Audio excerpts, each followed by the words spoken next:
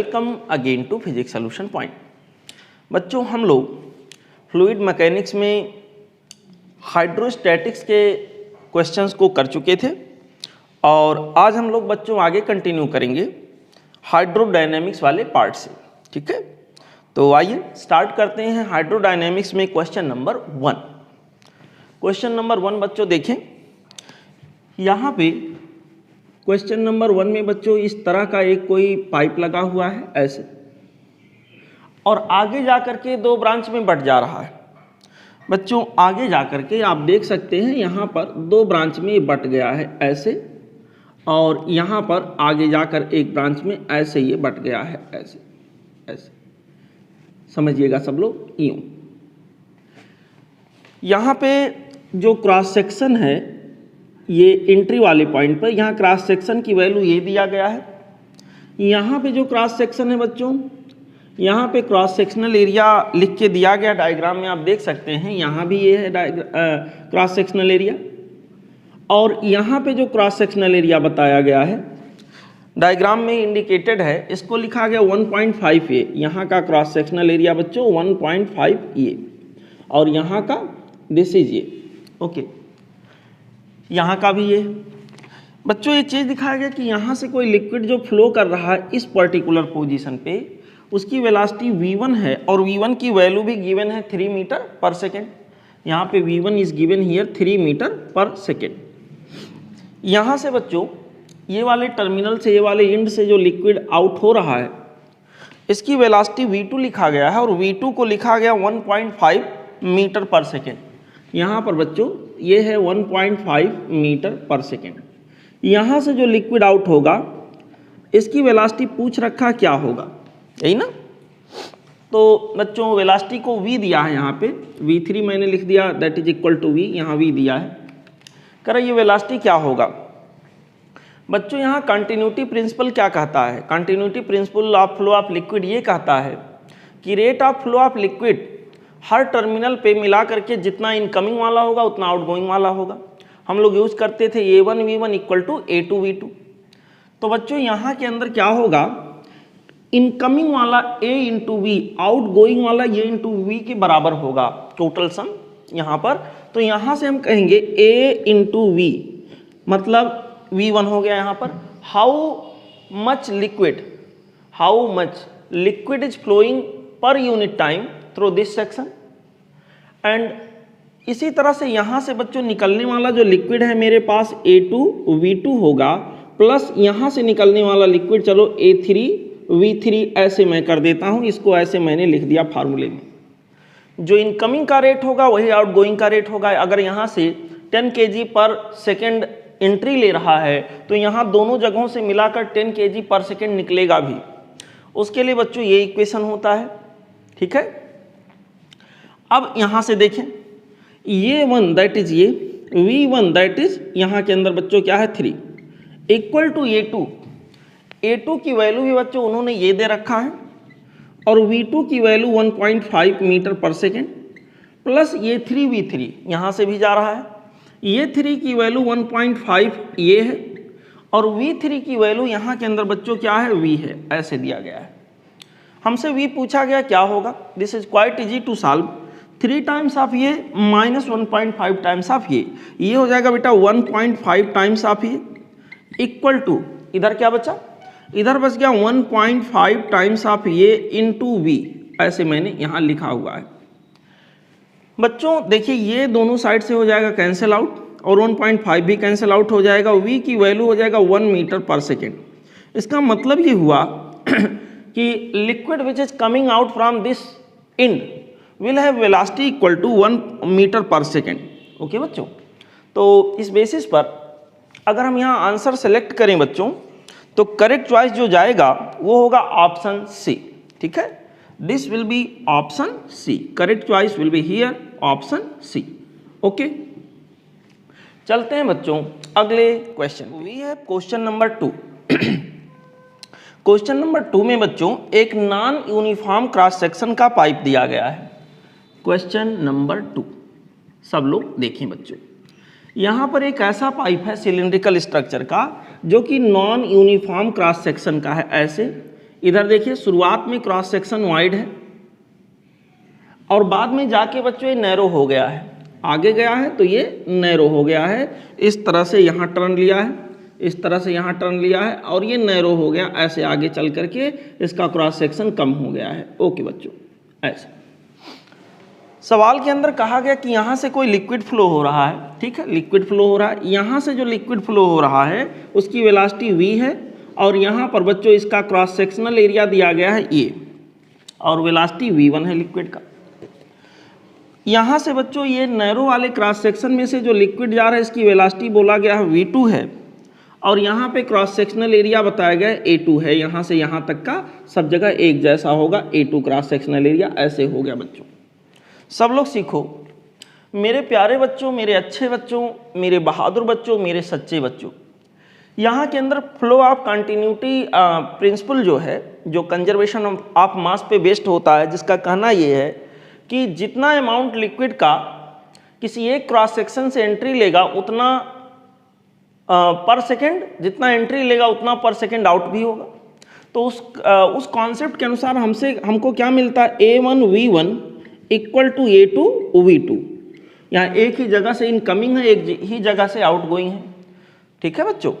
तो यहाँ a1 का मतलब यहाँ हो गया सिंपली a1, v1 का मतलब v1 हो गया। तो सीधे सीधे यहाँ बच्चों बिल्कुल फार्मूले में फिट हो जा रहा है। हमसे पूछा गया सर v1 अपॉन v2 का ये रेशियो क्या होगा। This is very simple to say, यहाँ पर जो रेशियो मेरे पास होगा वो a2 अपॉन a1 के इक्वल होगा। और इस तरह से बच्चों जो यहाँ मुझे करेक्ट चॉइस मिलेगा, दिस इज ऑप्शन बी।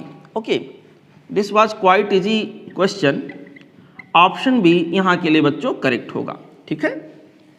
चलते हैं अगले क्वेश्चन पे। We have question number 3। Question number 3 में बच्चों इस तरह का एक पाइप बना के दिया है।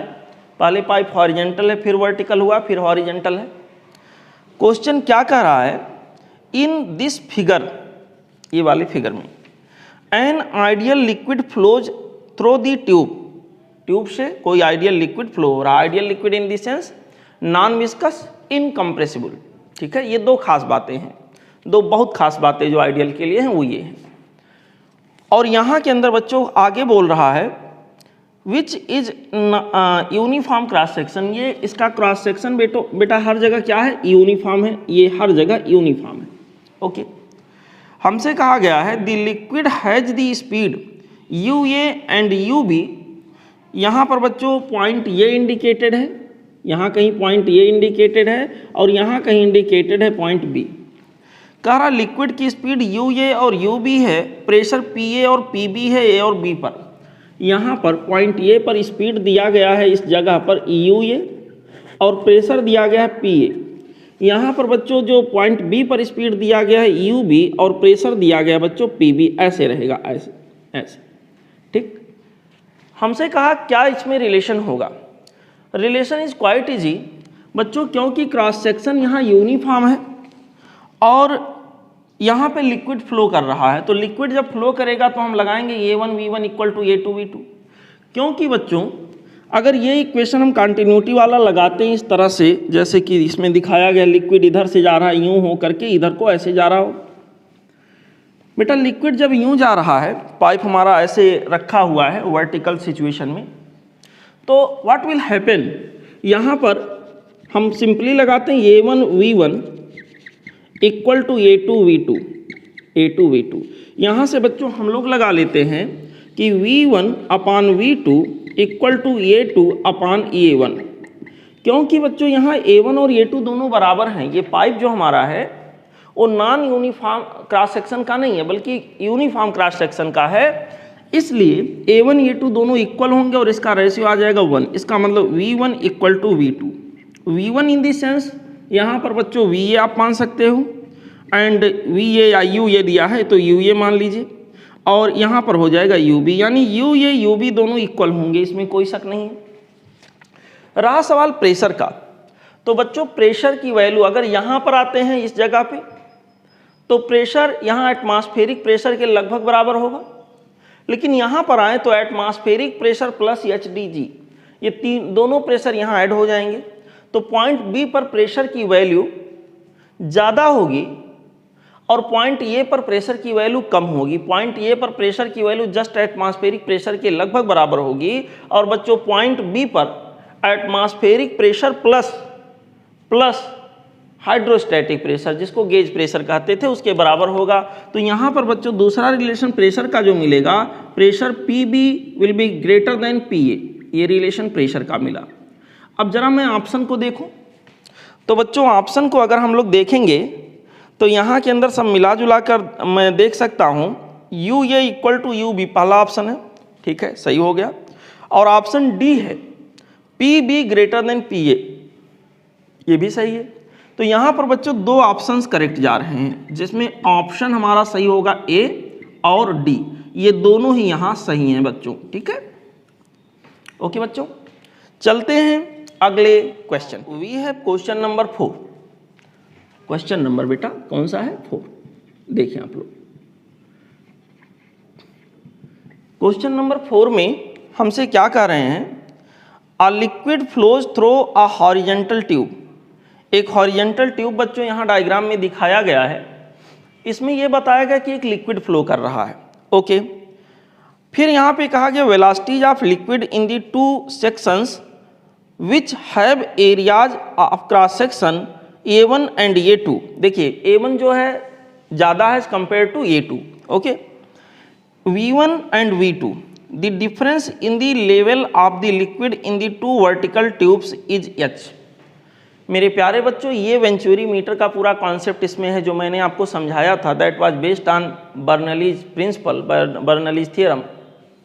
बच्चों वही पूरा जो बातें मैंने आपको समझाया था वो सारी बातें इसके ऑप्शन में हैं।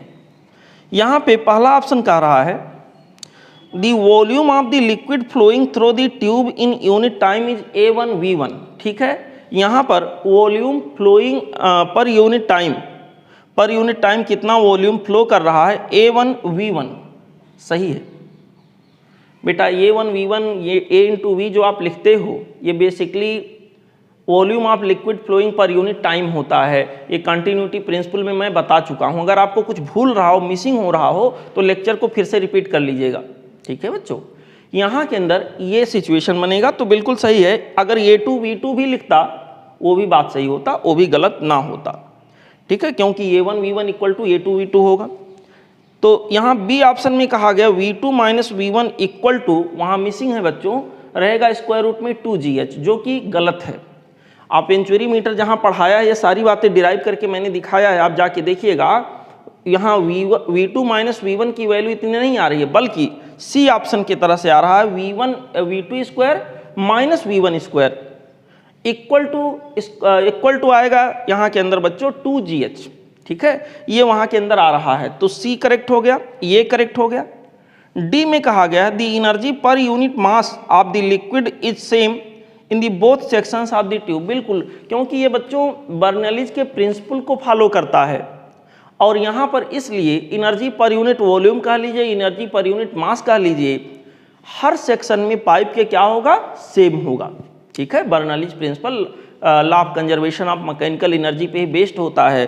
तो यहाँ के लिए करेक्ट चॉइस जो हमारे पास होगा बच्चों, इसमें सॉल्व करने जैसी कोई बात मुझे दिखी नहीं थी बात, लेकिन क्योंकि मैं ऑलरेडी आपको समझा चुका हूँ, जहाँ वेंचुरी मीटर मैंने पढ़ाया है, ये सारी चीज़ें मैं डिटेल वहाँ इसका बता चुका हूँ, ठीक है।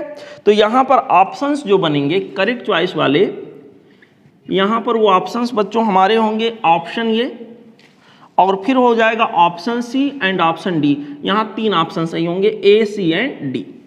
ओके बच्चों, चलते हैं अगले क्वेश्चन पे। Now we have question number 5।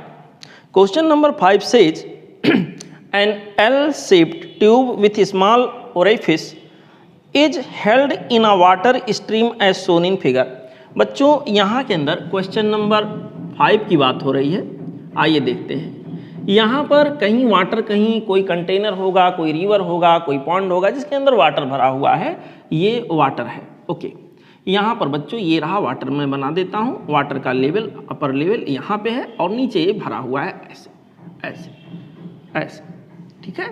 यहाँ पर बच्चों वाटर फ्लो में था, ये जो वाटर है वो फ्लो में था, और क्या किया गया कि यहाँ के अंदर एक पाइप रख दिया गया है, पाइप वाटर के अंदर कुछ ऐसे रखा गया बच्चों, समवेयर लाइक दिस, ऐसे ऐसे यल शेप में। ये पाइप जो रखा गया वो यल शेप में रखा गया है, लाइक दिस। यहाँ पर बच्चों वाटर, इस पाइप के अंदर छोटा सा ओरिफिस है, यहाँ पर हल्का सा छिद्र, हल्का सा ओरिफिस है बच्चों, ऐसे। और वाटर का जो बहाव है वो ऐसे है, ऐसे। और यहाँ जो बहाव की, फ्लो की जो स्पीड दी गई है वाटर के लिए, वो है बच्चों 2.45 मीटर पर सेकेंड। ओके, यहाँ पर क्या होगा बच्चों, काइनेटिक एनर्जी लेके वाटर आ रहा है, तो यहाँ पर काइनेटिक एनर्जी और इधर से प्रेशर है, प्रेशर का सामना करते हुए ऊपर जाएगा। और यहाँ पर में भी ये कुछ हाइट तक, मान लो यहाँ पर बच्चों इसका जो पाइप है, ये जो पाइप लगा हुआ है, इसका हाइट मैं कुछ ऊंचाई तक यहाँ मान लेता हूँ, ऐसे ऐसे। यहाँ पर बच्चों किसी हाइट तक ये चढ़ जाएगा, में भी इसके हाइट से ऊपर निकल जाए, में भी इसके हाइट के अंदर ही रह जाए, डिपेंड करता है एनर्जी पे। तो जरा इसको सोच के देखते हैं। मान लिया बच्चों ये वाला हाइट जो है, ये वाला हाइट हमारा स्मॉल एच है, सपोज करिए, या मान लेते हैं, पहले ऐसे एज्यूम कर लेते हैं सिंपली कि ये यहाँ पर, यहाँ कहीं तक ये वाटर आ पा रहा है, यहाँ कहीं तक वाटर आ पा रहा है, इस हाइट तक जा पा रहा है, पहले मैं यही मान लेता हूँ। ठीक है बच्चों, हमें ये नहीं पता है कि ये इससे ऊपर निकल पाएगा, नहीं निकल पाएगा, अंदर ही रह जाएगा, एनर्जी इसकी कहाँ तक पर काइनेटिक आके खत्म होगी। तो मैं मान ले रहा हूँ कि यहाँ कहीं अगर ये आएगा तो इसकी वेलोसिटी 0 होगी, पहले मैं ऐसे एज्यूम कर ले रहा हूँ। समझ में आया बच्चों? अब देखते हैं क्या कहानी है बच्चों। सवाल में ये कहा गया है कि ये जो हमारे पास सिचुएशन है, इस पर्टिकुलर सिचुएशन में, मैं इसको मिटा देता हूँ। क्वेश्चन नंबर हम लोग 5 की बात कर रहे हैं बच्चों, क्वेश्चन नंबर 5 की। यहाँ देखिए, इस हाइट को मैं कुछ मान लेता हूँ, सपोज करिए हाइट h है, और ये जहाँ तक पानी भरा हुआ है बच्चों, इसको मैं मान लेता हूँ x है। तो बर्नौली जी का थ्योरम जब हम लगाएंगे तो क्या होगा, देखिए सब लोग, ये वाला हाइट हमारे पास, ये वाला लेवल मैं रेफरेंस लेवल मान लूँगा। मैं एक पॉइंट यहाँ एज्यूम कर रहा हूँ और एक पॉइंट यहाँ एज्यूम कर रहा हूँ। अभी ऐसे मुझे पता नहीं है कि पानी कहाँ तक जा पाएगा, मे भी इससे ऊपर निकले, मे भी इसके अंदर ही रह जाए, मे भी इस पाइप के जस्ट यहाँ तक पहुँचे, कोई भी पॉसिबिलिटी हो सकती है। मैंने कोई एक हाइट एज्यूम कर लिया। यहाँ पर बच्चों जब मैं बर्नौली जी का प्रिंसिपल लगाऊंगा, इस पॉइंट को मैं पॉइंट ए मान लेता हूँ, इस पॉइंट को पॉइंट बी मान लेता हूँ थोड़ी देर के लिए। तो टोटल प्रेशर यहाँ पे हम क्या कहेंगे, बर्नौली जी के प्रिंसिपल में यही कहेंगे, pressure plus half rho v square plus half rho g h. ये वैल्यू क्या होगा बच्चों, कांस्टेंट। अब जितना यहाँ होगा उतना यहाँ ये वैल्यू होगा। हम वहाँ तक की बात करेंगे जहाँ पर इसकी वेलोसिटी जाके क्या हो गई हो, 0। तो पहले यहाँ का देखते हैं।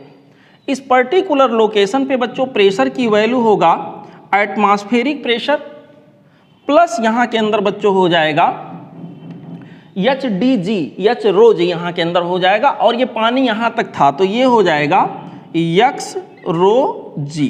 ठीक है, एच रो जी, एच डी जी जिसको कहते हैं, एच रो जी। और एच की वैल्यू यहाँ कितनी होगी, एक्स रो जी हो गया। ये प्रेशर हो गया पी के जगह पर, प्लस यहाँ पर जो इसकी kinetic energy per unit volume होगी, ये pressure energy per unit volume हुआ, kinetic energy per unit volume अगर देखें तो यहाँ के अंदर बच्चों मेरे पास क्या हो जाएगा, half times of rho into v का स्क्वायर। वी की वैल्यू गिवन है, बाद में रख लेंगे। मैं इसी को रिफरेंस लेवल मानूं तो बच्चों यहाँ के ऊपर रो जी एच की वैल्यू क्या हो जाएगी, 0। This value will be same as here. यहाँ पे जाएंगे तो यहाँ पे बच्चों हम देखेंगे प्रेशर की वैल्यू केवल और केवल एटमॉस्फेरिक प्रेशर के बराबर होगा, प्लस यहाँ पर हमारे पास kinetic energy per unit volume 0। मैं मान के चल रहा हूँ यहाँ तक पहुँच पा रहा है, तो यहाँ पर पहुँच पाने का मतलब यहाँ पर इसकी वेलोसिटी क्या हो गई होगी, 0। प्लस यहाँ के अंदर बच्चों अब अगर पोटेंशियल एनर्जी मैं इस लेवल के रेफरेंस में यहाँ पर देखूँ तो पोटेंशियल एनर्जी हमारे पास हो जाएगा, potential energy per unit volume rho g. अब जो हाइट यहाँ पर हम लेंगे वास्तव में यहाँ पर वो हो जाएगा x प्लस एच। कितना हो जाएगा बच्चों, x प्लस एच। ठीक है, ऐसे थोड़ा सिंप्लीफाई करते हैं बेटा। यहाँ पर क्या होगा, पी नॉट दोनों साइड से कैंसिल अभी हो रहा है, कर लेते हैं। यहाँ पर मुझे मिलेगा x rho g plus of half times of rho into v का स्क्वायर इक्वल टू हो जाएगा, यहाँ पर इसको ब्रैकेट को ओपन करेंगे, rho g x plus of यहाँ के अंदर हो जाएगा एच रो जी, ऐसे।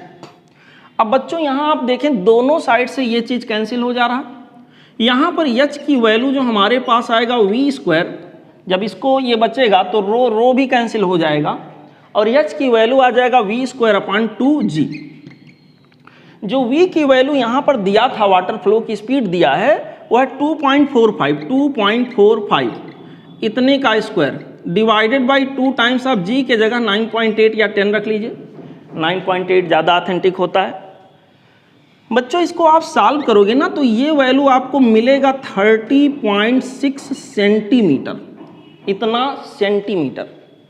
अब जरा सोचो, क्वेश्चन में साफ साफ शब्दों में देखें, यहाँ पर लिखा हुआ है कि ये पाइप लगा हुआ है, इसका इतना जो पार्ट है, दिस वन जो वाटर के बाहर निकल रहा है, दिस वन, ये 10.6 है और ये वाटर कहाँ तक, किस हाइट तक जाएगा, मैंने जब कैलकुलेट करके निकाला तो आ गया 30.6 सेंटीमीटर।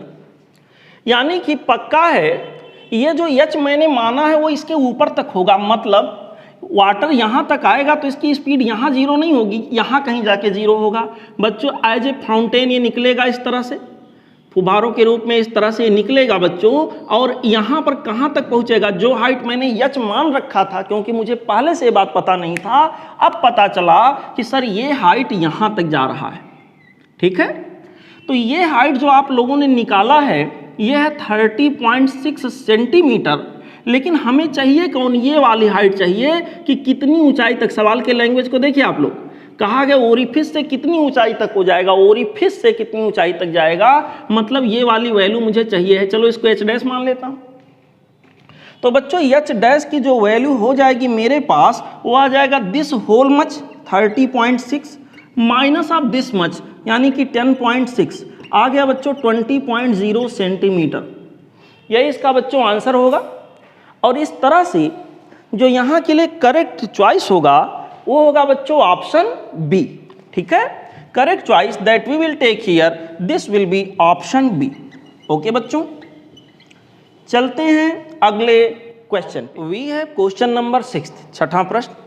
इसमें कहा गया है an L shaped glass tube is just immersed in water such that its opening is pointing against the flowing water. Okay, if the speed of water current is v, then अगर speed of water current यहाँ के अंदर v है तो क्या होगा।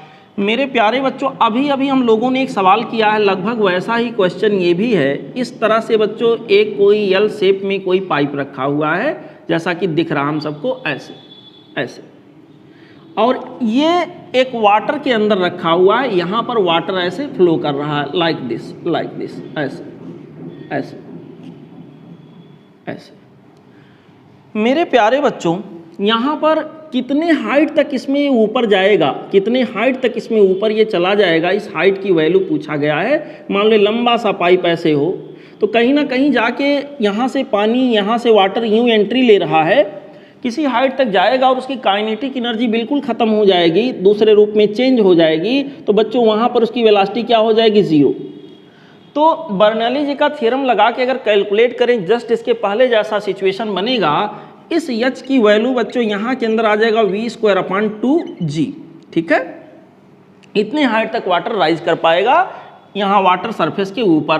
तो अब अगर मैं ऑप्शन में जाके देखूँ, करा water in the tube rises to a height, यहाँ ऑप्शन में मिसिंग है बच्चों, वहाँ बढ़ा लीजिएगा, height we square upon 2g। ठीक है, तो पहला ऑप्शन यहाँ करेक्ट होगा, हाइट, उसके आगे पहले ऑप्शन में वी स्क्वायर अपॉन 2g वहाँ रहेगा बच्चों, पहला ही ऑप्शन यहाँ के लिए करेक्ट होगा। ठीक है, ऑप्शन ये। ऑप्शन बी में हालांकि ये गलत होगा, the water in the tube rises to height of g/2v square, इस तरह से क्वेश्चन आया हुआ था, तो यहाँ के अंदर बच्चों ये गलत होगा, बाकी सब यहाँ गलत हैं। ऑप्शन ये यहाँ के लिए करेक्ट ऑप्शन होगा। ओके बच्चों, चलते हैं अगले क्वेश्चन पे। We have question number 7। Question number 7 में बच्चों कहा गया है a large tank filled with water to height h is to be emptied through a small hole at the bottom. Okay, यहाँ के अंदर क्वेश्चन नंबर 7 है बच्चों।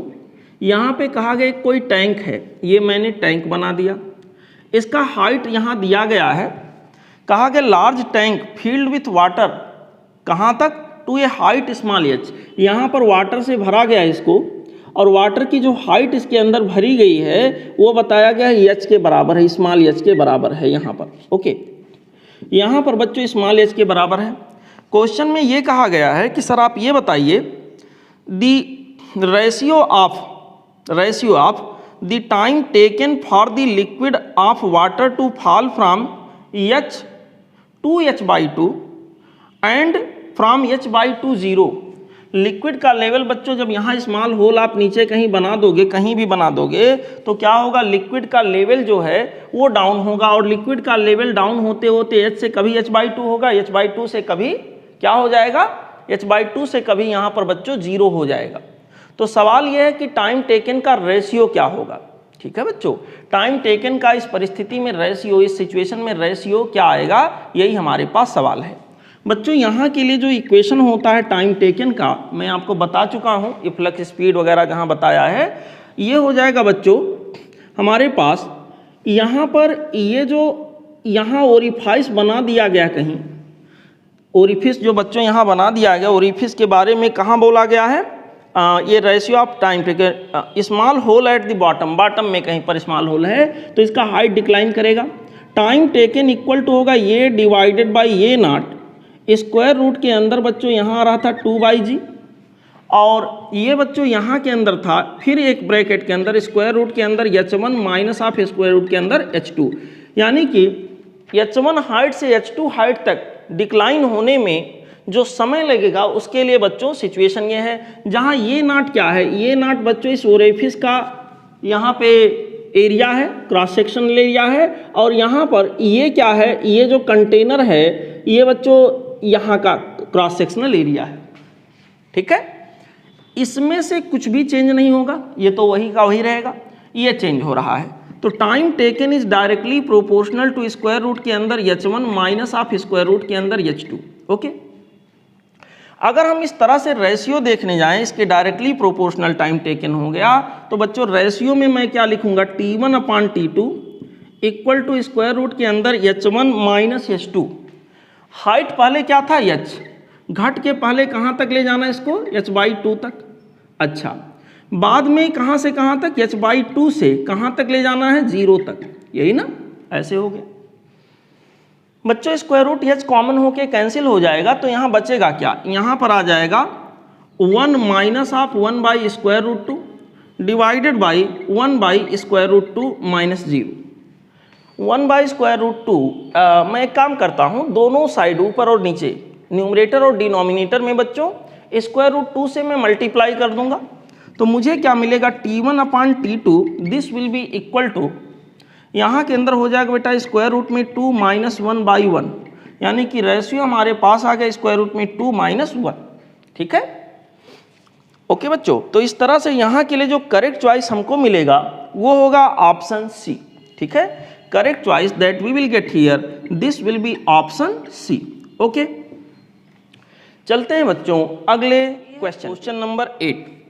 क्वेश्चन नंबर 8 में बेटा हमसे कहा गया है spherical ball of radius r is falling in a viscous fluid of viscosity eta with velocity v। Viscosity ईटा का मतलब कोएफिशिएंट ऑफ विस्कोसिटी यहाँ ईटा है। कहा गया the retarding viscous force acting on the spherical ball, जब कोई स्फेरिकल बॉल किसी liquid के अंदर बच्चों जा रहा होता है तो उसके ऊपर लगने वाला जो विस्कस फोर्स होता है, क्वेश्चन नंबर 8 की फिलहाल हम लोग बात कर रहे हैं बच्चों। जो विस्कस फोर्स होता है आपको याद होगा मैंने बताया था, इसकी वैल्यू सब मिला जुला के एक इक्वेशन में ऐसे एग्जिस्ट होता है 6 पाई ईटा r इंटू वी, ऐसे। ठीक है बच्चों, पहले वेलोसिटी बढ़ता जाता है बॉडी का, विस्कस फोर्स बढ़ता जाता है, एक समय ऐसा आता है विस्कस फोर्स mg को बैलेंस कर देता है, viscous force plus buoyant force equal to mg हो जाता है, उस समय टर्मिनल वेलोसिटी के बराबर वेलोसिटी आ जा रही होती है। तो यहाँ के अंदर बच्चों हमसे पूछा ये विस्कस फोर्स जो है ये रेडियस ऑफ स्फेरिकल बॉल के रेडियस पर कैसे डिपेंड करेगा? अगर ये स्फेरिकल बॉल है, इसका रेडियस स्मॉल आर है, तो हम देख रहे हैं कि स्मॉल आर के डायरेक्टली प्रोपोर्शनल होगा। और बच्चों जो स्पीड होगा इसका उस समय, जिस समय हम विस्कस फोर्स को चेक कर रहे हैं, बच्चों एक और फोर्स इस पे लगता है, बॉयंट फोर्स। फिलहाल इसकी बात हो रही है। जिस समय विस्कस फोर्स को चेक कर रहे हैं उस समय जितनी स्पीड होगी बच्चों, विस्कस फोर्स उसके डायरेक्टली प्रोपोर्शनल होगा। तो ऑप्शन में जाके देखें, पहला ऑप्शन कह रहा है inversely proportional to small r but directly proportional to v. नहीं सर, इनवर्सली तो नहीं है, कहा गया है directly proportional to both radius small r and velocity v. Yes, यहां पर करेक्ट चॉइस जो चला गया बच्चों वो हो गया option B. Correct choice that we will consider here, this will be option B. Okay बच्चों, चलते हैं अगले क्वेश्चन पे। We have question number 9। Question number 9 में बेटा हमसे कहा गया है in which one of the following cases will the liquid flow in pipe be most streamline. सबसे बढ़िया स्ट्रीमलाइन फ्लो कब होगा? बच्चों स्ट्रीमलाइन के लिए बढ़िया कंडीशन होता है बच्चों, लिक्विड की जो विस्कोसिटी हो, जैसा कि 4 ऑप्शन है, यहाँ पे हाई विस्कोसिटी होना चाहिए, लो डेंसिटी होना चाहिए, और जिस पाइप में से वो फ्लो हो रहा है उसका क्रॉस सेक्शन छोटा होना चाहिए। तो करेक्ट चॉइस यहाँ के लिए होगा liquid of high viscosity, low density, flowing through pipe of small radius. तो यहाँ के अंदर बच्चों करेक्ट चॉइस जो जाएगा वो होगा ऑप्शन बी। इसको ऐसे ही याद रखने वाला क्वेश्चन है, आई होप आप लोग याद रखेंगे। क्वेश्चन नंबर 9 का जो ऑप्शन हम लोग लेंगे वो होगा बी। क्वेश्चन नंबर 9 यहाँ सॉल्व करने जैसी कोई बात है नहीं, सीधे सीधे ऑप्शन टिक करेंगे। यहाँ पर ऑप्शन आप लोग लेंगे बच्चों ऑप्शन बी। ठीक है, चलते हैं अगले क्वेश्चन पे। Now we have question number 10। Question number 10 की बात करें बच्चों तो इसमें कहा गया working of atomiser depends on. Atomiser क्या होता है? जो डीओ लगाते हो, स्प्रे करते हो कॉकरोच के लिए और दुनिया भर की चीज़ें, परफ्यूम लगाते हो, वही एटोमाइजर है। आजकल तो सैनिटाइजर उसके लिए भी आ गया है। तो बच्चों ये जो एटोमाइजर है आप यूँ दबाते हो और स्पीड के साथ फाउंटेन बन के निकल रहा होता लिक्विड, कह रहा है कौन से कॉन्सेप्ट पे बेस्ड होता है? ये बच्चों बेस्ड होता है बर्नौली जी के प्रिंसिपल पर। तो यहाँ के लिए करेक्ट चॉइस हमारा हो गया ऑप्शन ये। बस याद रखने वाला क्वेश्चन है, इसमें सॉल्व करने जैसी कोई बात नहीं है। और क्वेश्चन नंबर 10 का इस तरह से अगर मैं ऑप्शन सेलेक्ट करूँ तो सीधा सीधा यहाँ पर जवाब इसका होगा सर ऑप्शन, यहाँ के लिए जो करेक्ट होगा वो होगा ऑप्शन ए। ठीक है, option A, Bernoulli's theorem. Okay बच्चों, चलते हैं अगले क्वेश्चन नंबर 11, 11वां प्रश्न। कह रहा the viscous fluid is flowing through a cylindrical tube, the velocity distribution of the fluid is best represented by the diagram. Velocity distribution का डायग्राम बच्चों, जब किसी इस तरह के सिलिंड्रिकल पाइप से, क्वेश्चन नंबर 11 की बात हम लोग कर रहे हैं बच्चों, क्वेश्चन नंबर 11, किसी सिलिंड्रिकल पाइप से, सपोज करिए ये सिलिंड्रिकल पाइप है, ओके, इसके अंदर कोई लिक्विड जब फ्लो कर रहा होता है बच्चों, तो लिक्विड को लेयरों के रूप में, लेयर्स के रूप में अगर कंसीडर करें तो लिक्विड का जो लेयर दीवार के, सिलेंडर के वाल के सबसे ज़्यादा करीब होगा उसके ऊपर विस्कस फोर्स या यूँ कह दीजिए रिटार्डिंग फोर्स सबसे ज़्यादा लगेगा। तो यहाँ पर जो लेयर बिल्कुल टच में होगा यहाँ पर सरफेस के, वो बच्चों क्या होगा, उसकी स्पीड थोड़ी स्लो हो जाएगी, इसकी स्पीड स्लो हो गई, और थोड़ा और ऊपर बढ़ेंगे, जो लिक्विड का लेयर और ऊपर होगा उसकी स्पीड थोड़ी ज़्यादा होगी क्योंकि वो सरफेस से दूर है। जो और दूर होगा उसका बच्चों स्पीड और ज़्यादा होगा क्योंकि यहाँ उसके ऊपर जो रिटार्डिंग फोर्स है जो यहाँ पर लग रहा था लिक्विड और इसके बीच में, बच्चों रिटार्डिंग फोर्स कम होता जाएगा इस वाल और इसके बीच में। यहाँ पर बच्चों बीच में आएंगे तो मैक्सिमम वेलोसिटी हमें दिखेगा, मैक्सिमम पर पहुँच गया। लेकिन जैसे जैसे फिर ये वाला दीवार कम होता जाएगा, दीवार पास आता जाएगा, क्लोज आता जाएगा, यहाँ पर फिर वही बात, यहाँ पर लिक्विड का जो लेयर होगा उसकी वेलोसिटी कम होगी क्योंकि यहाँ ज़्यादा बच्चों ये फोर्स फील करेगा यहाँ के अंदर, आगे बढ़ेंगे थोड़ा सा और ज़्यादा होगा, आगे बढ़ेंगे थोड़ा सा और ज़्यादा, तो सब मिला जुला कर जो इसका शेप बन जाएगा वो कुछ ऐसा होगा। ठीक है, अगर कोई इस तरह का बच्चों फ्लूइड फ्लो कर रहा हो, क्वेश्चन के अंदर दिया गया विस्कस फ्लूइड है, तो विस्कोसिटी सबसे ज़्यादा वो फील करेगा जो लेयर, वो यहाँ वाल के सबसे ज़्यादा करीब होगा। वाल से ज्यों ज्यों दूरी बढ़ती जाएगी विस्कोसिटी कम फील होगी दो लेयर के बीच में, और यहाँ से बच्चों इस तरह का एक स्ट्रक्चर वेलोसिटी डिस्ट्रीब्यूशन का बन के आएगा। तो यहाँ ऑप्शन में अगर मैं जाके देखूँ तो बेस्ट ऑप्शन जो मुझे लग रहा है वो होगा ऑप्शन सी। ठीक है, correct choice that we will consider here, this will be option C. Okay, चलते हैं बच्चों अगले क्वेश्चन पे। है क्वेश्चन नंबर 12। क्वेश्चन नंबर 12 में बच्चों कह रहे हैं consider the following equation of Bernoulli's theorem. यहाँ पर बच्चों बर्नौली के थ्योरम का एक इक्वेशन दिया गया है क्वेश्चन नंबर 12 में, और यहाँ पर क्या लिखा हुआ है, P stands for pressure plus of half rho v square. यहाँ पर रो स्टैंड्स फॉर डेंसिटी और V2 यहाँ लिखा गया नहीं, वो 2 ऊपर रहना चाहिए, V स्क्वायर होगा वो, प्लस यहाँ के अंदर बच्चों हो जाएगा rho GH equal to constant K या कॉन्स्टेंट। यहाँ पर बच्चों कहा गया है द डायमेंशन ऑफ, इस कॉन्स्टेंट को उन्होंने लिखा K, कहा क्या गया है कि dimension of K by P क्या होगा, K बाई P का डायमेंशन क्या होगा। तो बच्चों यहाँ पर P क्या है, pressure energy per unit volume, half rho v square क्या है, kinetic energy per unit volume, potential energy per unit volume. तो सब मिला जुला के ये सब मैंने जो प्लस माइनस या जो भी किया है, ये हर term energy per unit volume को रिप्रेजेंट कर रहा है। तो यहाँ पर ये पूरा जो इसका यूनिट आएगा वो joule per second, joule per metre cube, तो इधर भी जूल पर मीटर क्यूब, यानी K का जो डायमेंशन होगा वो एनर्जी पर यूनिट वॉल्यूम के लिए होगा। अगर इसको मैं डायमेंशन से रिप्रेजेंट करूं तो यहाँ पर energy in the sense mL2T power -2, K का dimension energy per unit volume के सिमिलर होगा।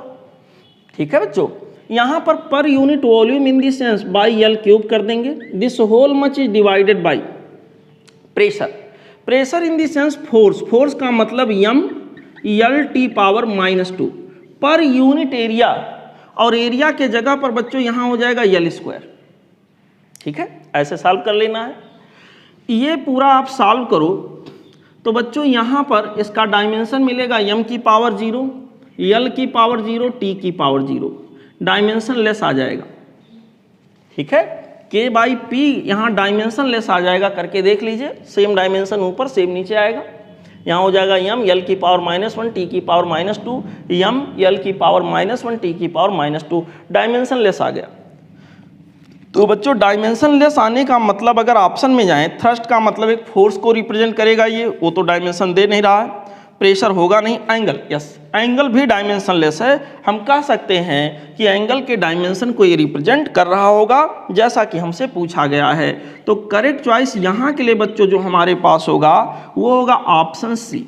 ठीक है, चलते हैं बच्चों अगले क्वेश्चन पे। We have question number 13। Question number 13 में बेटा हमसे कह रहे हैं there is a hole in the bottom of a tank having water. किसी टैंक के बॉटम में एक होल बना दिया गया। देखते हैं क्वेश्चन नंबर 13 की बेसिकली हम यहाँ पर बात कर रहे हैं बच्चों। कोई टैंक है, ये रहा टैंक, टैंक के बॉटम में एक होल कहीं पे बना दिया गया। मान लो यहाँ पर मैंने एक होल, एक ओरिफिस बना दिया ऐसे, तो यहाँ पर जहाँ पर ओरिफिस मैंने बनाया है इससे लिक्विड बाहर होगा। यहाँ पर कोई लिक्विड भरा हुआ था ऐसे, ये लिक्विड है भरा हुआ है इसके अंदर ऐसे। सवाल के अंदर ये बोला गया है इसके अंदर वाटर है, कुछ और नहीं बल्कि वाटर ही है, और कहा गया है कि बॉटम पे जो प्रेशर है वो 3 एटमॉस्फेरिक प्रेशर के बराबर है। बच्चों बॉटम पे जो प्रेशर होगा, pressure at bottom, pressure at bottom, this pressure will be equal to atmospheric pressure plus यहाँ पर बच्चों ये वाला प्रेशर जिसको हम हाइड्रोस्टैटिक प्रेशर कहते हैं, HDG, ये हाइट मान लिया h है। सवाल में कहा गया कि सर ये हमारे पास जो है कितना है, 3 एटमॉस्फेरिक प्रेशर के बराबर है। This is equal to 3 ATP, 3 atmospheric pressure. समझिएगा बच्चों, यहां पर एटमॉस्फेरिक प्रेशर का मतलब 1 एटमॉस्फेरिक प्रेशर होगा, ठीक है। एटमॉस्फेरिक प्रेशर यहां कितना होगा 1 ATM। यहां के अंदर बच्चों ये मेरे पास हो जाएगा 1 + HDG इक्वल टू 3, यानी कि HDG की वैल्यू 2 एटमॉस्फेरिक प्रेशर के बराबर आ जाएगा। 2 atmospheric pressure in the sense लगभग में हो जाएगा 2 × 10⁵ न्यूटन पर मीटर स्क्वायर, ठीक है। एक एटमॉस्फेरिक प्रेशर लगभग में 1.01 को छोड़ दीजिए तो हो जाता 1 × 10⁵ न्यूटन पर मीटर स्क्वायर। मैंने इसको बच्चों बदल दिया ऐसे। एच हमें नहीं पता है, एच हमें नहीं पता है। D stands for density of liquid, और लिक्विड यहाँ क्या है बच्चों वाटर, तो वाटर की डेंसिटी मेरे पास हो जाएगा 10⁻³ इंटू जी की वैल्यू यहाँ मैं 10 ले लूँगा तो ये बचेगा 2 × 10⁵। ओके, ऐसे हो गए बच्चों। इसको हम सॉल्व करें तो यहाँ के अंदर एच की वैल्यू मुझे क्या मिल जाएगा, देखिए 10⁴ इधर आ गया, कैंसिल हो जाएगा, 10 बचेगा केवल, तो यहाँ के अंदर आ गया 20, यानी हाइट 20 सेंटीमीटर के इक्वल होगा, 20 मीटर के इक्वल होगा, माफ करिएगा 20 मीटर के इक्वल हो जाएगा यहाँ के अंदर हाइट एच। तो सवाल ये है कि जो लिक्विड यहाँ से ड्रेन आउट होगा, जो बाहर निकल रहा होगा, उसकी वेलोसिटी क्या होगी। बच्चों हमें पता है ऐसे केस में इफ्लेक्स वेलोसिटी आता है स्क्वायर रूट के अंदर 2GH, ठीक है। मेरे प्यारे बच्चों स्क्वायर रूट के अंदर 2G के जगह चलो 10 रख लेते हैं हम, और H की जगह 20 रख लेते हैं। तो बच्चों यहाँ स्क्वायर रूट के अंदर 400 आ जाएगा, और स्क्वायर रूट के अंदर 400 का मतलब 20 मीटर पर सेकेंड इसका आंसर होगा। या फिर आप सीधे सीधे यहाँ पर सॉल्व करके नहीं दिया उसने, ऐसे ही ऑप्शन में लिखा स्क्वायर रूट के अंदर 400 मीटर पर सेकेंड, ठीक है। स्क्वायर रूट के अंदर 400 मीटर पर सेकेंड इसका जो है आंसर आ जाएगा। तो करेक्ट चॉइस जो हम लोग लेंगे वो होगा ऑप्शन ए। यहाँ करेक्ट चॉइस बच्चों ऑप्शन ए हो गया, ठीक है। चलते हैं बच्चों अगले question, question number 14। Question number 14 में बच्चों कहा गया है according to Bernoulli's equation, Bernoulli's के इक्वेशन के अनुसार। बच्चों क्वेश्चन नंबर 14 में सॉल्यूशन पार्ट, यहाँ पर बर्नौलीज का जो इक्वेशन होता था बच्चों, उसमें हम लोग क्या करते थे, ऐसे करते थे ना, क्या करते थे, pressure energy PV plus kinetic energy half mv² plus potential energy mgh equal to हम लोग कहते थे कांस्टेंट, ठीक है। फिर इसके एक फॉर्म हम लोगों ने निकाला था कि भाई प्रेशर, ये total energy per unit volume निकाल लेते हैं। तो पर यूनिट वॉल्यूम निकालने गए थे तो V से डिवाइड कर दिया था, यहाँ P हो गया था प्लस हाफ m/v किया था, रो आ गया था, प्लस यहाँ v² हो गया था, प्लस यहाँ के अंदर बच्चों GH इक्वल टू क्या हो गया था कांस्टेंट, एक इक्वेशन ये आ रहा था, यहाँ पर V से डिवाइड कर दिया था, रो GH आ गया था ऐसे। एक तो ये हो गया था। दूसरा एक इक्वेशन हम लोगों ने निकाला था, ये था energy per unit volume constant upon something constant, वो कांस्टेंट ही रहेगा कोई सा। यहाँ के अंदर बच्चों फिर मैंने क्या किया था, दोनों साइड को मास से डिवाइड कर दिया था, तो आ गया था एनर्जी पर यूनिट मास। यहाँ के अंदर बच्चों बन गया था P डिवाइडेड बाई एम, और V को नीचे लाए थे तो यहाँ बन गया था रो, P/रो, प्लस यहाँ पर हो गया था हाफ v² प्लस यहाँ के अंदर हो गया था GH इक्वल टू कांस्टेंट, यहाँ पर भी एक नया कांस्टेंट बना हुआ था। ये था एनर्जी पर यूनिट मास, क्या था कांस्टेंट। फिर इस इक्वेशन में याद करिए लास्ट में हम लोगों ने, आप रिवाइज कर लीजिएगा जाके, लास्ट में हम लोगों ने क्या किया था, इसको G से डिवाइड कर दिया था। G से डिवाइड कर दिया था तो P divided by rho into G plus half v² divided by G plus यहाँ के अंदर बच्चों H केवल आ गया था इक्वल टू यहाँ पर क्या था कांस्टेंट। यहाँ पर मैंने इन तीनों के नाम रखे थे, इसका नाम मान लीजिए सवाल में मेंशन नहीं है लेकिन यही होगा A, B और C। इन तीनों के बारे में हमसे पूछ रखा है, बल्कि इसको बीच में रखा है। जो क्वेश्चन दिया है, क्वेश्चन में बच्चों ऐसे लिखा हुआ है कि यहाँ पर आप ये बताइए P divided by rho into g plus यहाँ के अंदर बीच में लिखा हुआ H प्लस यहाँ पर लिखा हुआ v square divided by half v square divided by g, ये कांस्टेंट है। इसको क्वेश्चन के अनुसार ये होना चाहिए, क्वेश्चन के अनुसार ये बी होना चाहिए, क्वेश्चन के अनुसार ये सी होना चाहिए। क्वेश्चन में इंडिकेशन नहीं है लेकिन यही मतलब इसका है। तो ये बी और सी का नाम पूछा है बच्चों। यहाँ पर इस पार्ट को हम लोग कहते थे प्रेशर हेड, इस पार्ट को हम लोग कहते थे वेलोसिटी हेड, और इस पार्ट को हम लोग कहते थे gravitational head. Pressure head, gravitational head and velocity head, इनके नाम होंगे। तो ऑप्शन में जाके अगर मैं देखूं तो बच्चों pressure head, gravitational head and velocity head, यहाँ पे करेक्ट चॉइस जो हमारा जा रहा है वो होगा बच्चों option C. Correct choice that we will consider here, this will be option C. Okay बच्चों, चलते हैं अगले क्वेश्चन पे। We have question number 15। Question number 15 में बेटा क्या बोला गया हमसे, देखें आप सभी लोग। क्वेश्चन नंबर 15, इसमें एक टैंक है, ये टैंक बना हुआ है और ये आपका हॉरिजॉन्टल लेवल है, ऐसे इसके ऊपर ये टैंक रखा हुआ है। इसमें कोई लिक्विड यूं भरा हुआ है, कोई लिक्विड, ओके ऐसे।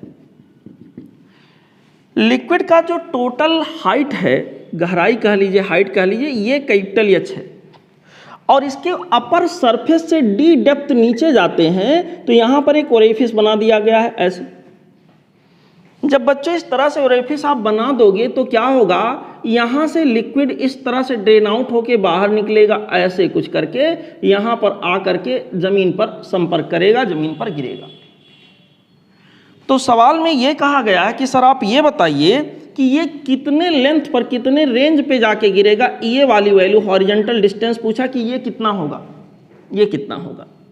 बच्चों आपको पता है जो वाटर यहाँ से ड्रेन आउट हो रहा है, इसकी फ्लेक्स वेलोसिटी जो हमारे पास होगी स्क्वायर रूट के अंदर 2GH, और एच क्या होता है, गहराई, फ्री सरफेस से कितने डेप्थ नीचे, तो यहाँ पर एच की जगह क्या है, डी। ठीक है, अब सिंपल सा मैकेनिक्स हो गया कि कोई बॉडी अगर हॉरिजॉन्टली यूं प्रोजेक्ट किया गया हो तो कितना रेंज लेकर वो बाहर आएगा। तो बच्चों यहाँ के लिए सिंपल सा मेरे पास सिचुएशन है कि एक कोई बॉडी वी वेलोसिटी से आ रहा हो, ऐसे Vx इसको कह देते हैं। यहाँ के अंदर बच्चों इसके ऊपर ग्रेविटी लगेगा G, नीचे की ओर mg फोर्स लगेगा। यहाँ वर्टिकल में इसकी कोई वेलोसिटी नहीं है, हॉरिजॉन्टल में वेलोसिटी है जो कि हमेशा एक तरह से प्रोजेक्टाइल जैसा हुआ, ये कांस्टेंट होगा, ये x मुझे चाहिए।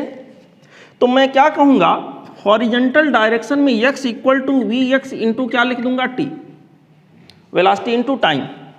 रेंज के लिए रिस्पॉन्सिबल कौन सा कंपोनेंट है, Vx। बच्चों Vx की वैल्यू यहाँ के अंदर होगा 2 स्क्वायर रूट के अंदर 2G इंटू कैपिटल D, फिलहाल यहाँ पे है।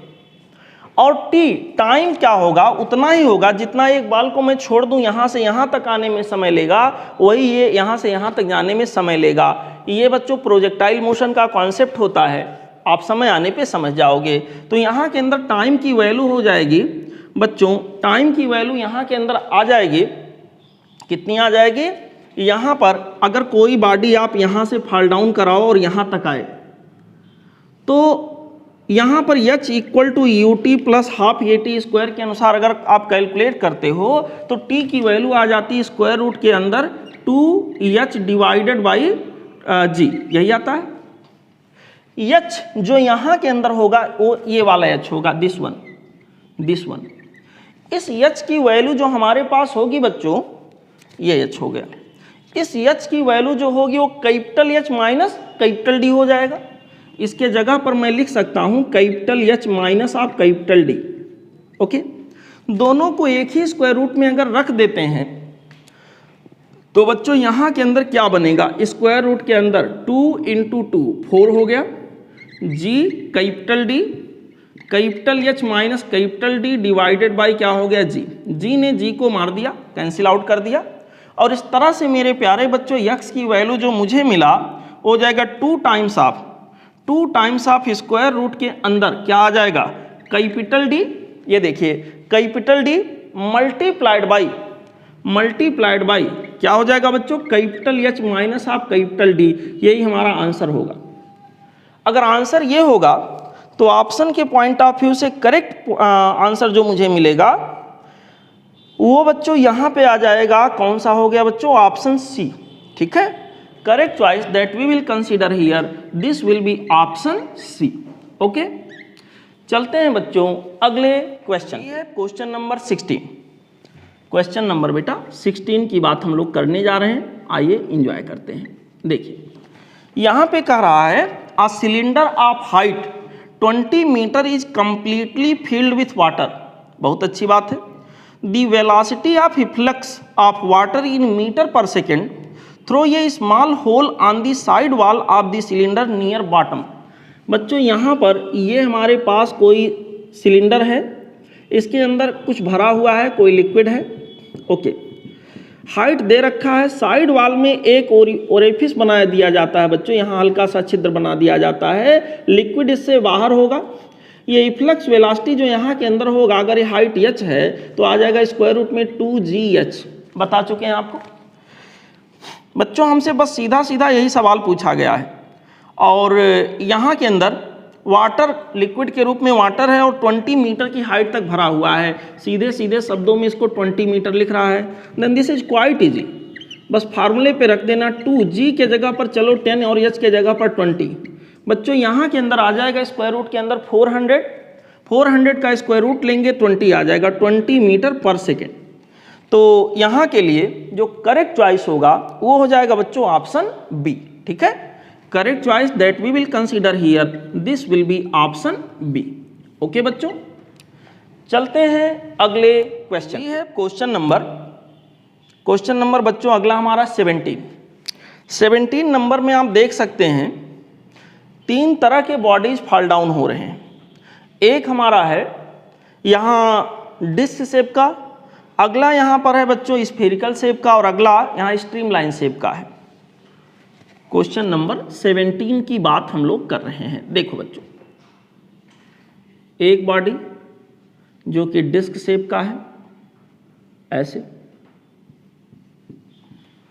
बच्चों ये फॉल डाउन हो रहा है अंडर ग्रेविटी तो एकदम से नहीं कह सकते क्योंकि और भी फोर्स लग रहे हैं।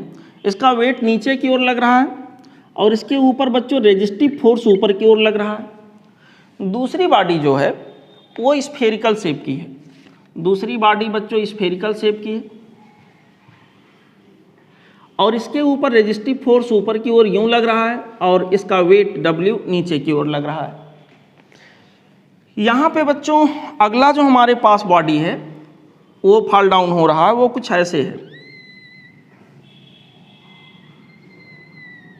कुछ इस तरह का है। यहाँ पर इसका वेट नीचे लग रहा है, इसके ऊपर रेजिस्टिव फोर्स ऊपर लग रहा है। ये तीनों ही यूं ऊपर से नीचे की ओर आ रहे हैं, फॉल डाउन हो रहे हैं। तो यहाँ पर ये पूछा गया है कि सर आप ये बताइए, identify the combination of air resistances which truly represent the physical situation. Air resistance किसमें ज़्यादा लगेगा, किसमें कम लगेगा। बच्चों जो बॉडी स्ट्रीमलाइन शेप का होता है, स्ट्रीमलाइन शेप कैसा, जैसे फिश का शेप देखे हैं, फिश का जो शेप होता है भगवान जी ने जो उसको बना रखा ऐसे शेप का, स्ट्रीमलाइन शेप का मतलब ऐसा शेप जो बीच में बल्जिंग हो और किनारों पे नैरो हो जाए, बच्चों उसको स्ट्रीमलाइन शेप कहते हैं। और जो बॉडी स्ट्रीमलाइन शेप का होता है, जब वो एयर में से या किसी फ्लूइड में से गुजरता है तो उसके ऊपर लगने वाला विस्कस फोर्स कम से कम होता है। ठीक है, विस्कस फोर्स कम से कम होगा बच्चों स्ट्रीमलाइन शेप के केस में। इसीलिए भगवान जी ने, आप फिश को देखो यहाँ पर उसको स्ट्रीमलाइन शेप का बनाया है। आप क्रोकोडाइल को देखो, उसका भी पीछे पूंछ होगा, आगे उसका मुंह पतला होता है, बीच में चौड़ा होता है। भगवान जी ने सोच समझ के बनाया, स्ट्रीमलाइन शेप का बनाया है। एरोप्लेन जो हवा में उड़ता है लगभग इसी शेप का होता है। जेट विमान जो लड़ाकू विमान होते हैं वो और भी ज़्यादा इसी शेप के बनाए जाते हैं। ठीक है बच्चों, जो वो स्टंट दिखाते हैं पानी में लोग चलते हैं ना, वो एक बोट होता है उसके ऊपर पैर रख के, जो भी नाम उसका हो आप जानो, वो भी देखिए स्ट्रीमलाइन शेप का होता है। तमाम जगह ऐसा आप एग्जाम्पल देख सकते हैं जहाँ पर चीज़ों को स्ट्रीमलाइन शेप का बनाया जाता है। उसका रीज़न ये होता है कि जब स्ट्रीमलाइन शेप की बॉडी होगी तो उसके ऊपर एयर का जो रेजिस्टेंस होगा, या यूं कह लीजिए जो उसके ऊपर विस्कस फोर्स लगेगा फ्लूइड के द्वारा जो लगाया जाएगा, वो कम से कम होगा। तो विस्कस फोर्स यानी अपोजिंग फोर्स की वैल्यू कम हो उसके ऊपर, ताकि उसका मोशन इजीली हो पाए बच्चों, इसलिए चीज़ों को इस शेप का बनाया जाता है। तो अगर ये जो 3 शेप्स मुझे दिए गए हैं, इन तीनों शेप्स में मैं कंपेयर करूं तो ये स्ट्रीमलाइन शेप का है, मतलब इसमें जो रेजिस्टिव फोर्स लग रहा होगा 3 में वो सबसे कम होगा, 3 में सबसे कम होगा। और यहाँ पर बच्चों जो डिस्क शेप का है यूं आ रहा है, इसमें सबसे ज़्यादा होगा। जो स्फेरिकल शेप का है ये बच्चों बीच में रहेगा, ठीक है। तो यहाँ के अंदर सबसे कम विस्कस फोर्स जो लगेगा या रेजिस्टिव फोर्स लगेगा 3 पे, और सबसे ज़्यादा पहले वाले केस में 1 2 3 इसका नाम रख देते हैं। पहले वाले केस में सबसे ज़्यादा होगा, दूसरे में उसके बाद, और तीसरे में सबसे कम। तो ऑप्शन यहाँ के लिए जो करेक्ट जाएंगे वो मेरे पास हो जाएंगे बच्चों 1 2 3। यहाँ बच्चों 3 में सबसे कम दिखाना है आपको, इसका मतलब ऑप्शन सी होगा, ठीक है। करेक्ट चॉइस जो यहाँ के लिए हम लोग लेंगे वो होगा बच्चों ऑप्शन सी, ठीक। चलते हैं अगले क्वेश्चन पे। We have question number, this is question number 18। कहा गया an engine pumps water continuously through a hose. Okay, water leaves the hose with the velocity v and m is the mass per unit length of the water jet. Okay, कहा गया what is the rate at which kinetic energy is imparted to the water. बच्चों question number 18, यहाँ पर ये कोई ऐसे pipe मैं बना देता हूँ, ये देखिए इसके अंदर वाटर फ्लो कर रहा है, इसके अंदर बच्चों वाटर फ्लो कर रहा है, ऐसे कोई स्पीड से फ्लो कर रहा होगा। यहाँ पे बच्चों ये वाटर फ्लो करा कौन रहा है, कोई मोटर होगा, मोटर ने या कोई भी यहाँ पर बच्चों डिवाइस होगा उसने फोर्स किया होगा, इस तरह से प्रेशराइज किया होगा, और ये लिक्विड का लेयर आगे बढ़ रहे होंगे, लिक्विड जो है आगे बढ़ रहे होंगे, यहाँ का पार्ट अगले पार्ट को प्रेशर कर रहा होगा और प्रेशर आगे बढ़ रहा होगा, यानी लिक्विड आगे बढ़ रहा होगा।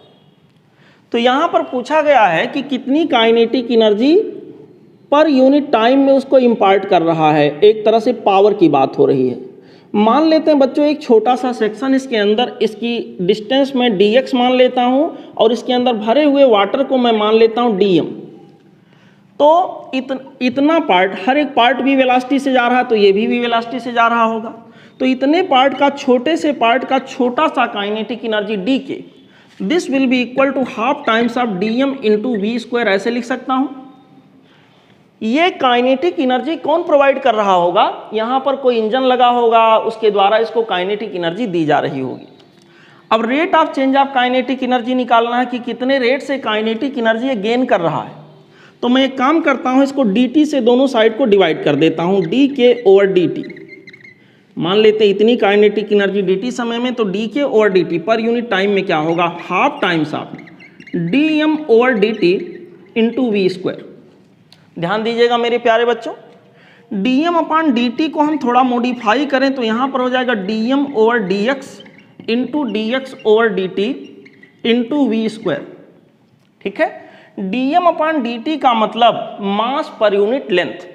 ध्यान दीजिए क्वेश्चन में मास पर यूनिट लेंथ हमको डायरेक्टली दे रखा है।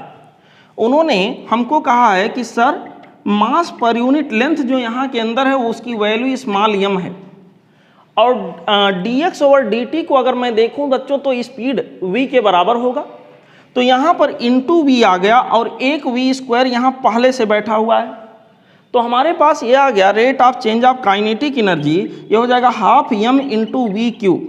एक तरह से इसको पावर भी कह सकते हैं, कितना पावर डिलीवर कर रहा है पर यूनिट टाइम में, half m into we Q.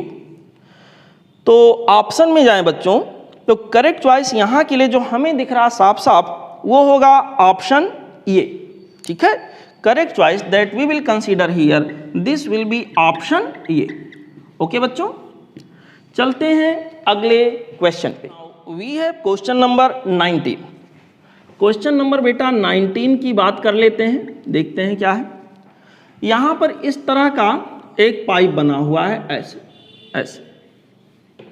बच्चों इसके अंदर क्या है, कोई लिक्विड फ्लो कर रहा नहीं कर रहा, देखते हैं। Horizontal tube of non uniform cross section has radii. Horizontal tube है और ये हॉरिजेंटल लेवल पे इसका मतलब रखा रहा होगा, ठीक है। वर्टिकल में होता तो यहाँ पर थोड़ा सा सिचुएशन बदल जाता। Horizontal tube of non uniform cross section has radii 0.1 metre and 0.05 metre respectively at m and n for the streamline flow the liquid rate. Horizontal situation है बच्चों, हॉरिजेंटल सिचुएशन है, प्रेशर में डिफरेंस इसका मतलब zero होगा, horizontal पे रखे होंगे। मैं यहाँ बना के रखा हूँ तो ऐसा लग रहा होगा कि हॉरिजेंटल नहीं है, लेकिन इसको हॉरिजेंटल लेवल, कॉपी पे आप बनाना तो ऐसे ही कर लेना तो आपको हॉरिजेंटल लगेगा। तो बच्चों हॉरिजेंटल लेवल पे अगर हैं तो प्रेशर का डिफरेंस तो हुआ नहीं, M A into A1 V1 A2 V2 यहाँ हर जगह क्या होगा, सेम होगा। तो बच्चों जितना मास पर यूनिट, जितना लिक्विड का मास पर यूनिट टाइम में यहाँ से फ्लो होगा उतना ही लिक्विड का मास पर यूनिट टाइम में यहाँ पर फ्लो होगा, या कह लीजिए जितना भी वॉल्यूम ऑफ लिक्विड पर यूनिट टाइम में यहाँ में फ्लो होगा उतना ही यहाँ से बाहर निकलेगा। तो बच्चों ऑप्शन देखें, पहले एक बार सवाल पढ़ें। Horizontal tube of non uniform cross section has radii 0.1 metre and 0.05 metre, 0.1 metre और यहाँ पर है 0.05 मीटर, यहाँ पतला हो गया। तो यहाँ पर हमसे कहा गया है कि बताइए यहाँ पे क्या होगा फॉर ये streamline liquid the rate of flow of liquid, मतलब कितना वॉल्यूम या कितना मास पर यूनिट टाइम में फ्लो होगा बच्चों, क्या होगा, सेम। ए इंटू वी का मतलब होता है volume of liquid flowing per unit time, जो कि क्या होगा, दोनों जगहों पे सेम होगा। हाँ अगर स्पीड पूछता तो यहाँ स्पीड ज़्यादा होगा, यहाँ कम होगा। ठीक है बच्चों, तो यहाँ के लिए जो करेक्ट चॉइस होगा same at m and n। इस पॉइंट को m दिया, इस पॉइंट को n दिया है, दोनों पे बच्चों rate of flow of liquid क्या होगा, सेम। ठीक, ये कंटिन्यूटी प्रिंसिपल हो गया बच्चों। तो ऑप्शन डी यहाँ के लिए करेक्ट हो गया। करेक्ट चॉइस जो हम लोग लेंगे इस पर्टिकुलर क्वेश्चन में बच्चों वो होगा ऑप्शन डी। ओके, चलते हैं बच्चों अगले question, question number 20। Question number 20 में बच्चों हमसे क्या कह रहे हैं, उन्होंने कहा 8 drops of liquid of density R and each of radius a are falling through air with constant velocity this much. Constant velocity से गिरने का मतलब वो टर्मिनल वेलोसिटी रहा होगा बच्चों। When the 8 drops coalesce to form a single drop, जब वो 8 ड्रॉप जो लिक्विड के थे वो कंबाइंड होकर एक सिंगल ड्रॉप बना लेंगे, तो कहा गया है कि बताइए terminal velocity of new drop will be, नए ड्रॉप की टर्मिनल वेलोसिटी क्या होगी बच्चों। Question number 20। अब जो सिंबल उन्होंने दिया है वो थोड़ा कन्वेंशनल नहीं है, हम अपने अनुसार मान लेते हैं। टर्मिनल वेलोसिटी की जो वैल्यू आती है स्टोक्स लॉ से हम लोगों ने सॉल्व किया था बच्चों, याद करिए, आ रहा था 2/9 यहाँ पर था r² और यहाँ पर था density of solid minus density of liquid, ऐसे करके लिखें तो ज़्यादा स्पष्ट रहेगा, सॉलिड माइनस लिक्विड। और यहाँ के अंदर हो गया था बच्चों into g, this whole much is divided by eta, याद है, ये था टर्मिनल वेलोसिटी। अब दो सिचुएशन है, 8 ड्रॉप जो हैं वो अलग अलग आ रहे हैं, अलग अलग आ रहे हैं, और फिर क्या हुआ है वो 8 ड्रॉप्स आइडेंटिकल थे, वो कलेक्ट होकर एक सिंगल ड्रॉप बना दिए। तो यहाँ पर 1 2 3 4 5 6 7 8 ये 8 ड्रॉप बच्चों किसी वेलोसिटी से ऐसे आ रहे थे, टर्मिनल वेलोसिटी इनकी जो भी थी। इनका रेडियस प्रत्येक का क्या है, r, सभी का रेडियस है बच्चों ऐसे r। ये कंबाइंड होकर एक बड़ा ड्रॉप बना दिए, बड़ा ड्रॉप बना दिए। तो यहाँ पर ये कितने वेलोसिटी से फॉल डाउन होगा ये पूछा गया है। बड़े वाले ड्रॉप का रेडियस मैं मान लेता हूँ कैपिटल R हो, तो यहाँ पर बच्चों बड़े वाले ड्रॉप का जो वॉल्यूम होगा 4/3 पाई कैपिटल R का क्यूब इक्वल टू एक छोटे वाले ड्रॉप का वॉल्यूम कितना होगा 4/3 pi small r cube, this whole much multiplied by 8 कर दीजिए। 8 ड्रॉप का वॉल्यूम अगर मिला लिया जाए तो बड़े वाले ड्रॉप के सिमिलर होगा। तो बच्चों 4/3 पाई 4/3 पाई कैंसिल आउट हो जाएगा। दोनों साइड का अगर मैं क्यूबिक रूट ले लूं तो यहाँ के अंदर कैपिटल R की वैल्यू हमारे पास हो जाएगा 2 times of small r, 2 times of small r। ठीक है, अब यहाँ पर ये देखिए, अगर हम बड़े वाले ड्रॉप के टर्मिनल वेलोसिटी और छोटे वाले ड्रॉप के टर्मिनल वेलोसिटी का कंपैरिजन करें तो यहाँ केवल वेरिएबल होगा रेडियस, बाकी चीज़ें दोनों के फार्मूलों में एक जैसा ही रहेगा। तो बच्चों टर्मिनल वेलोसिटी यहाँ दो सिचुएशन में आर स्क्वायर रेडियस के स्क्वायर के डायरेक्टली प्रोपोर्शनल होगा। टर्मिनल वेलोसिटी 1, टर्मिनल वेलोसिटी 2 या 2/1 कर लीजिए, ज़्यादा इजी रहेगा। 2/1 इक्वल टू रेडियस ऑफ 2 का मतलब बिगर ड्रॉप, 2 का मतलब ये वाला बिगर ड्रॉप, ये V1 है। यहाँ के अंदर बच्चों ये मेरे पास हो जाएगा, कितना हो गया, capital R divided by small r का क्या हो जाएगा, होल स्क्वायर। बच्चों V2 divided by V1 value अभी हम लोग रख लेंगे। कैपिटल R का मतलब यहाँ के अंदर हो गया 2 times of small r divided by small r का होल स्क्वायर। बच्चों यहाँ के अंदर क्या आ गया, 4/1। इट मीन्स यहाँ पर बच्चों जो V2 की वैल्यू आ गई वो हो जाएगी 4 इंटू V1, 4 इंटू V1 के जगह पर अगर मैं यहाँ वैल्यू रखूँ कि V1 की वैल्यू यहाँ के अंदर क्या होगी, तो हो जाएगा 3.75 सेंटीमीटर पर सेकेंड, 3.75 सेंटीमीटर पर सेकेंड। इसको बच्चों मल्टीप्लाई कर लेना है, इसको मल्टीप्लाई करके आंसर निकाल लेना है और आंसर हमारा मीटर पर सेकेंड में है। तो यहाँ पर आप लोग सॉल्व करके देख लीजिएगा, इसका आंसर आपको मिलेगा 15 इंटू 10 की power -2 metre per second, 15 centimetre पर सेकेंड इसका आंसर मिलेगा। मीटर पर सेकेंड बनाओगे तो 10 की पावर -2 से आपको मल्टीप्लाई करना होगा। तो करेक्ट चॉइस यहाँ के लिए बच्चों जो मुझे मिलेगा वो होगा ऑप्शन ये, ठीक है। Correct choice that we will consider here, this will be option ये, ओके। चलते हैं बच्चों अगले question, question number 21। Question number 21 में बच्चों कहा गया है working of venturi meter is based on, this is well famous question. Venturi meter बच्चों बेस्ड होता है प्रिंसिपल ऑफ बर्नौलीज, जो बर्नौली के द्वारा दिया गया प्रिंसिपल है या थियरम है। ऑप्शन सी यहाँ के लिए करेक्ट होगा, ठीक है बच्चों। यहाँ सॉल्व करने जैसी कोई बात नहीं है, option C would be the correct choice in this particular question. चलिए अगला क्वेश्चन दिखाइए। देखिए बच्चों क्वेश्चन नंबर 22, इसमें कह रहे हैं 2 स्फेयर्स आर फॉलिंग थ्रू ये लिक्विड ऑफ डेंसिटी 2 इंटू 10 की power 3 kg per metre cube with the same uniform speed. यहाँ पर बच्चों 2 मेटल के स्फेयर हैं और दोनों यहाँ सेम यूनिफॉर्म स्पीड से फॉल डाउन हो रहे हैं। सेम यूनिफॉर्म स्पीड से लिक्विड के अंदर फॉल डाउन होने का मतलब यहाँ टर्मिनल वेलोसिटी की बात बेसिकली हो रही होगी। कहा गया है the material density of sphere 1 and sphere 2 are 8 into 10 की power 3 kg per metre cube and 11 into 10 की power 3 kg per metre cube. The ratio of their radii is, question number 22 की बच्चों हम लोग बात कर रहे हैं।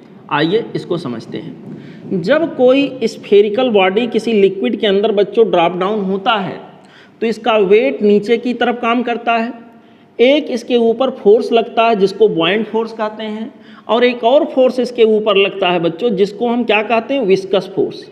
जब बच्चों विस्कस फोर्स और बॉयंट फोर्स मिलके यहाँ mg को बैलेंस कर देते हैं तो नेट फोर्स 0 आ जाता है। उस समय ये बॉडी जिस वेलोसिटी से चल रही होती है उसको हम लोग नाम देते हैं टर्मिनल वेलोसिटी या terminal speed, okay. Terminal speed के लिए बेटा जो यहाँ इक्वेशन होता है वो मेरे पास होता है 2/9। यहाँ पर 2/9 के बाद बच्चों यहाँ होता r², फिर यहाँ होता है density of solid minus of density of liquid, this whole much is divided by, into g भी यहाँ रहेगा, डिवाइडेड बाई यहाँ हो जाएगा eta. Eta is the coefficient of viscosity. 2 sphere का कंपैरिजन करा रहा है। ये वाली वैल्यू जो 2/9 है ये तो सबके लिए कॉमन है बच्चों, यहाँ ईटा सबके लिए एक ही है, यहाँ पर जी की वैल्यू वही रहेगा। अब यहाँ पर टर्मिनल वेलोसिटी भी एक ही है, तो मैं क्या देख रहा हूँ बच्चों यहाँ के अंदर हमारे पास क्या होगा, टर्मिनल वेलोसिटी भी एक ही है। इसको थोड़ा सा रीबैलेंस अगर करें तो ये चीज़ समझ में आएगा कि भाई r² will be equal to 9 times of eta, 9 times of eta into terminal velocity